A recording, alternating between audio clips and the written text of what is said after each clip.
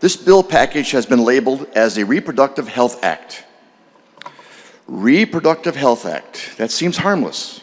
It's nice and vague. It makes for a good sounding headline. I could see myself coming home and talking to my wife about the Reproductive Health Act. But it's completely 100% disingenuous. In fact, this Health Act actually puts the health of women across our state in serious risk. Mr. President, this is not a bill of goods the Michigan voters were sold when they approved Prop 3. A recent poll found nearly unanimous support among those who voted in favor of Prop 3, nearly 97%, support laws requiring state licensing and inspections to ensure abortion facilities meet basic public health and safety standards. Just basic ones. 97% expect the state to protect the rights of every woman to have guaranteed access to safe and sanitary clinical conditions. And why shouldn't they? This is no different than the protections put in place for any patient seeking the services of any other health care or surgical provider in this state. And haven't I been told many times that abortion is health care?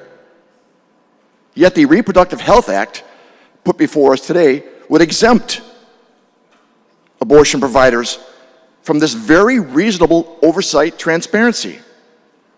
It would exempt them. No medical industry is left to regulate itself. But the repeals in this act would leave the abortion industry to do just that. Abortion clinics would be made exempt from state scrutiny. This provision is not acceptable. These bills put women in danger from bad actors who might wish to cash in on this newly unregulated industry. This isn't necessary. This isn't wise. This isn't wanted, and it's dangerous. We wouldn't allow this in any other medical industry. I shouldn't have to remind people of the dangerous conditions that existed in some abortion facilities across the state prior to the 2012 clinical licensing law, including the infamous House of Horrors that operated in Muskegon. We know this because licensing requirements do not hinder abortion access. Let me repeat that. Licensing requirements do not hinder abortion access. They merely act as a guardrail to help protect women who choose this path. And we know this because for the last 7 years, while these laws were in place, abortions have increased every year. So why remove these important protections now?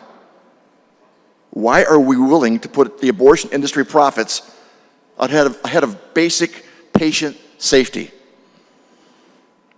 Michigan voters approved of maintaining abortion access when they passed Prop 3, following the overturn of Roe versus Wade. Do you think that maintaining clean and sanitary conditions inhibits access? In the same poll I mentioned earlier, 65% of those who voted yes on Prop 3. Now, these are the people that voted yes, not the people that voted no.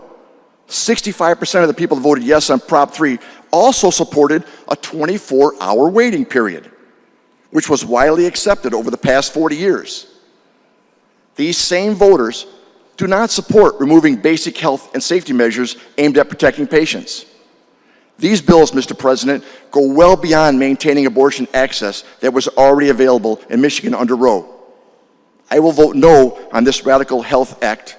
I invite my colleagues to join me, and I ask that my remarks be printed in the Journal.